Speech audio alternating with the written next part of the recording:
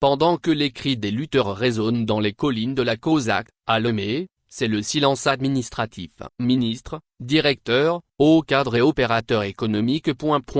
tous ont mis les voiles direction Cara, laissant l'administration tourner au ralenti. Une fois encore, cette fête initiatique, propre à une seule région, s'impose comme un événement national de fait, mettant tout le pays sur pause. Triste réalité d'une république qui tourne en rond. Depuis le samedi 19 juillet 2025, la ville de Cara vit au rythme des Evala. Comme chaque année, cette fête initiatique attire des milliers de participants, de spectateurs et de personnalités politiques, parmi lesquels le président du conseil, Faure Gnassingbé, qui, depuis sa prise de fonction le 3 mai dernier à la tête de la nouvelle 5e République controversée, n'a toujours pas encore nommé son gouvernement.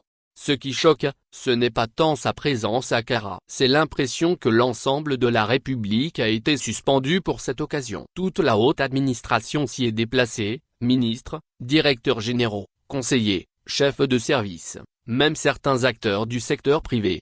Certains cadres ne s'en cachent même pas. « Je suis à Cara, on se voit la semaine prochaine », répondent-ils sans gêne, même ceux qui ne sont pas originaires de la région. L'ambiance est à la fête, au point qu'on peut légitimement se demander, Evala est-elle devenue une fête nationale qui ne dit pas son nom?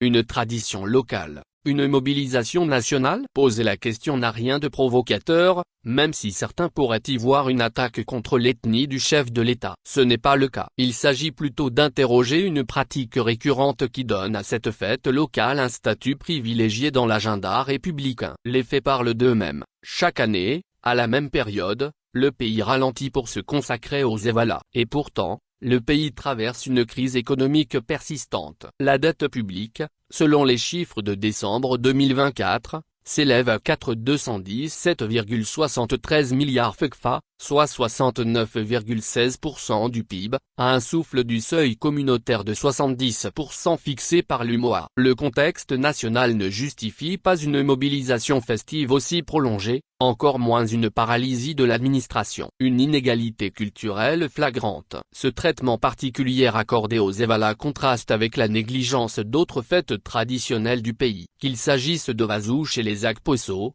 d'Odontsu chez les Anaïfed à Takpamé, de Dédézan à Kpomé ou d'Eizan à Tsevier, jamais Faure Gnassingbé ne s'y est rendu. Ce déséquilibre crée un sentiment de frustration et de marginalisation chez de nombreux citoyens. La République togolaise est une et indivisible. Toutes les ethnies qui la composent méritent une reconnaissance équitable de leur culture. C'est cela, le véritable vivre ensemble. Aucune communauté ne devrait être glorifiée au détriment des autres. Faut-il le rappeler? Pendant que la COSA célèbre ses champions, Lomé pense ses plaies. De nombreuses familles sont toujours en deuil, pleurant les victimes des manifestations de juin dernier, violemment réprimées dans le sang par le régime. Une marche silencieuse est prévue ce vendredi par des organisations de la société civile en hommage à ces martyrs de la démocratie. Mais aux dernières nouvelles, cette manifestation aurait été interdite par le gouvernement. Actualité feature Pays Société Togo.